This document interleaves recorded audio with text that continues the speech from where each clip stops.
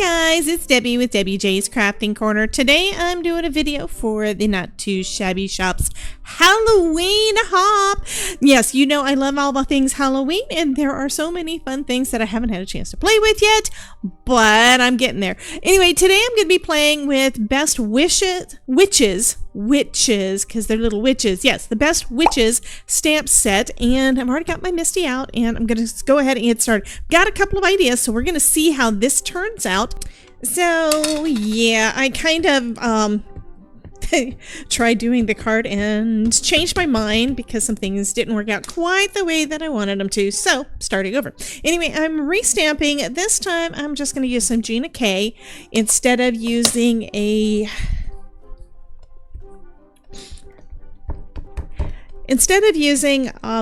VersaFine, and that's because I'm going to be coloring these and then I'm going to stamp over it once I'm done with the coloring. I think that's the plan. So let's go ahead and stamp it down a couple of times, make sure we've got a good impression for me to work with for coloring. And I'll use this one. I lost my other paperweight, but that's okay. It's around here somewhere, right? I always lose something on my desk. Okay, so those are going to be pretty good. What I'm also going to do, though, is make a couple of masks. So this will work fine. I've got some post-it notes here, some full coverage post-it notes, and I'm just going to go ahead and lay them down right where my card was, mostly because I didn't want to lift off the ink with these. So, and looks like that should be about right.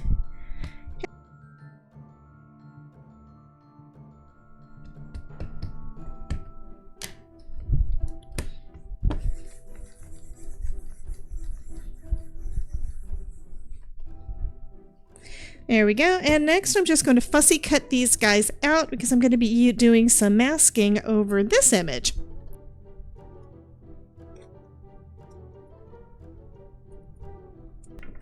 Let's go ahead and put these down. Now, because they both got stick legs, I didn't have to cut around the legs, which is awesome. And I'm just going to put this right down, right over our little witches and our little cauldron. Now, the cauldron was between two pieces of the post-it notes, so I'm hoping that I've got the overlap right, but even if I don't, I can still fix it. I've got them basically taped together, so let's see how that does. Perfect. Now I can add some color to the background.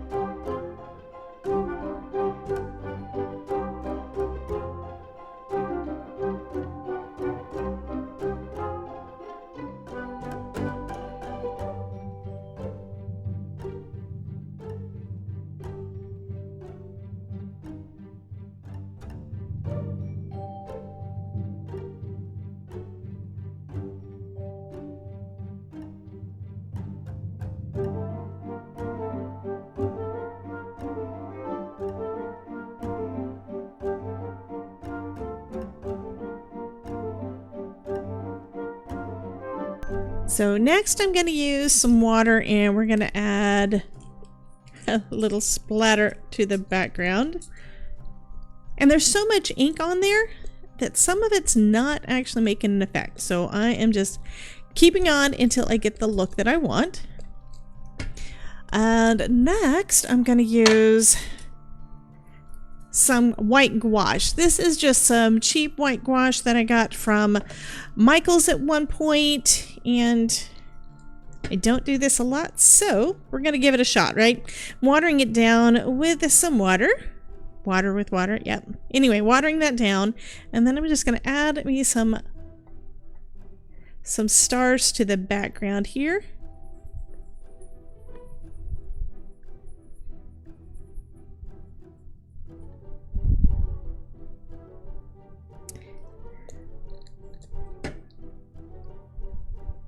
There we go.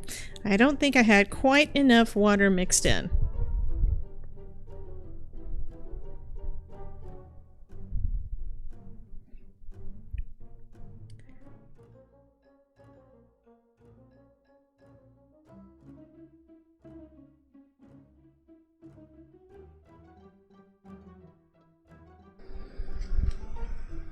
And because I am a little impatient, I am going to go ahead and do a little bit of drying on this.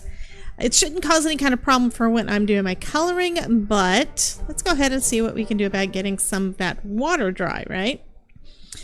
Okay, ready for the reveal? Let's go ahead and lift the masks. These guys are just so adorable.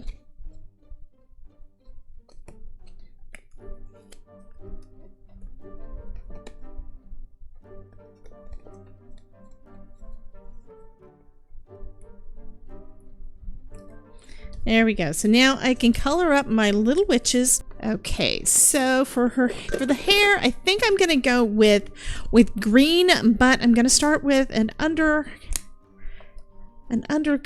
coloring layer of yellow. So I'm starting with my CT1.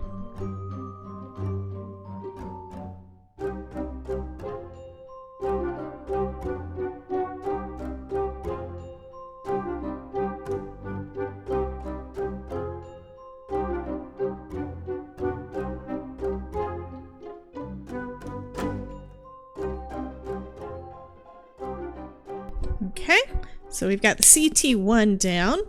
Next, let's see what this other green looks like. I'm going to grab a scrap of some paper so I can do a little bit of swatching so I can know what colors are what. And this one is a jade green. I think that'll actually look pretty cool.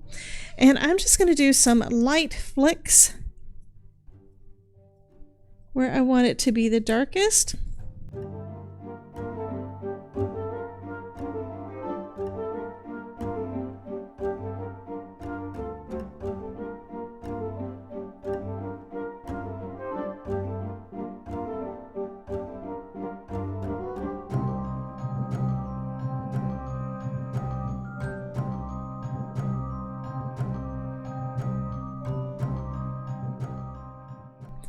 And then I'm going to come in with one of the darker jade greens. These are the JGs. Yes, and do a little bit more of a darkness in there.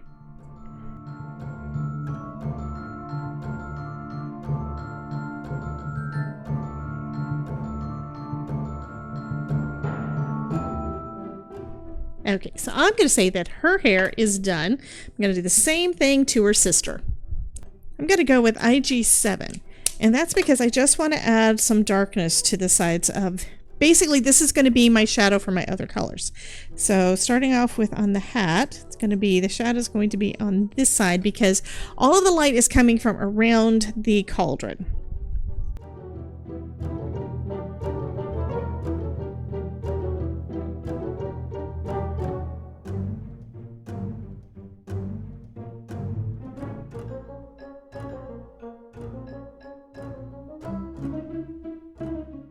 And now I'm going to take some purple. Okay, so I've got HB2 and HB3. HB2 is the lightest and it's kind of a pinkish purple. So I'm bringing that in from the other side and going ahead and blending it right into that gray.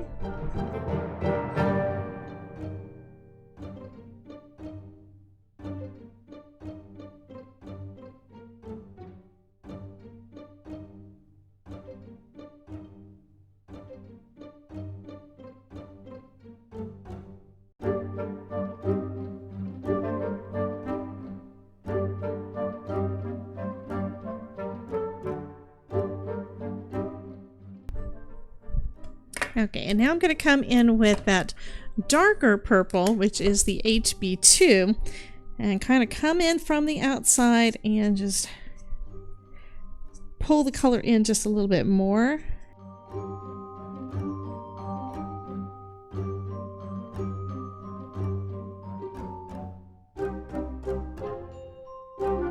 So I'm using my FS4, which is actually the lightest skin tone that I have, assuming I've got the marker lids on there correctly. Now, what I noticed earlier this week is that the bullet nib and the chisel tip are completely different. This is dry enough so that the bullet nib doesn't put much out.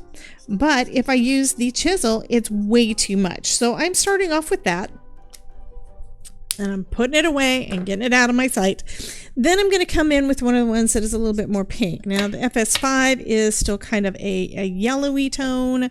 FS1 has got a little pink, so I'm going to come in with some pink for the cheeks. And okay, I'm going to bring in the FS4 one more time and try to even out some of this color without going overboard, because these little ladies look a little bit splotchy.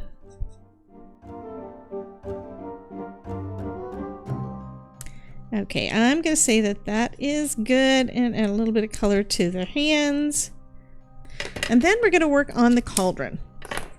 I think what I want to do for the cauldron is start off with maybe some purples in the center like we did with our little witch, and do the dark colors on the outside. I do kind of like that color combination, and I know it's not typical for a cauldron, but I think it's going to be cute anyway.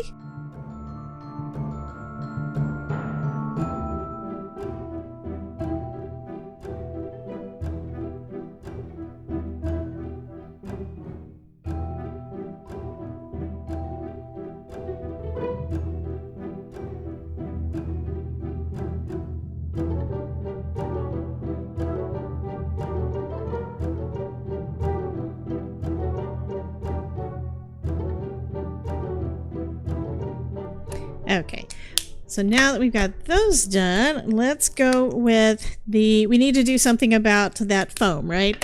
And I think it needs to be green. But let's do the same thing that we did with the hair and go with the yellow with the green. So I'm going to start it off with the CT1 as the undercoating. There we go. Then we can come in with the the JG1.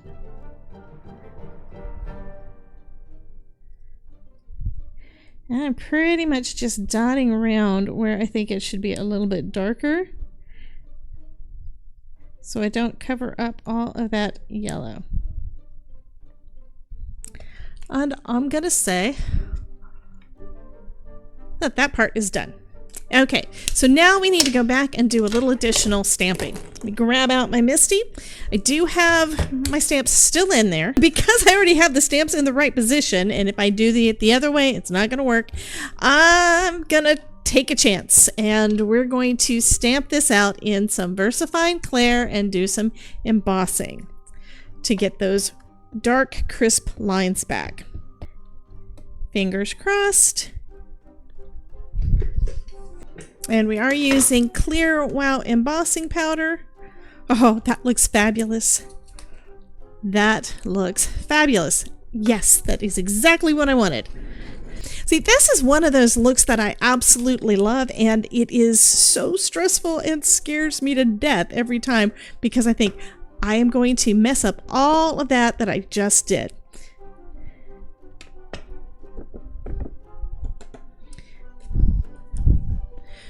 And it looks like I do have it is a little bit wet from all of that ink, so I'm just going to use a dry brush to get most of it off. I'm not going to be really too worried about it because it is going to be clear, but it's also going to, let me get a smaller brush. It's also going to cause a little bit of shine in some of the areas that I didn't really want shine.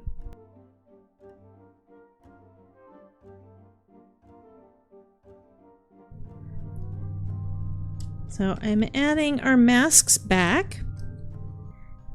And then I'm going to add this guy. This is a nice creepy haunted house. So we'll put that kind of in the background there. Adding lots of ink so that hopefully I don't need to stamp it but once in case it tries to lift off that mask. And I put the masks on all of it because I wasn't 100% sure where I wanted the house to go.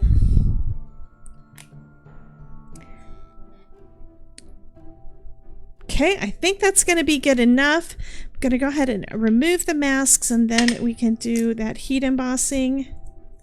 And then if I need to, I can always add a little bit of a black line if it looks like we need it around our little girl there. But I think this is going to look good. Let's go ahead and heat that up.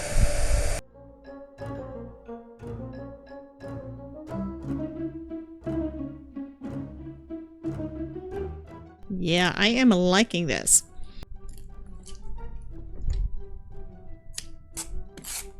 I'm gonna go ahead and put my matte layer down first so I can try to have it mostly straight, and I'm using some dot liner adhesive, which is also pretty easy to remove and reposition. Then we'll go ahead and put down my foam popped up piece, because I know this was basically a 1-layer card and I'm ruining it because now I'm having to pop it up on foam, but it is what it is and I love my foam, so that's what we're going to go with. And then just to make sure that I don't tear up everything, I'm going to also add some liquid glue to the back of my foam. That'll give me a little bit of wiggle room for when I put it down there in the wrong spot.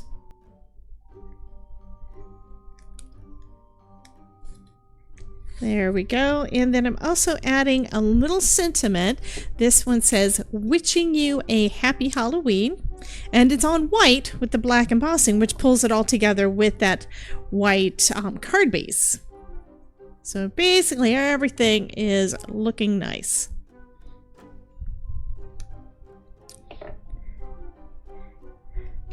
And that's going to finish up this card. You guys have a wonderful day. Get that Halloween crafting done, guys. And I will see you soon. Be sure to check out the playlist over here to see some more videos where I'm using some fun, not too shabby shop products. And I will see you soon. Bye, guys.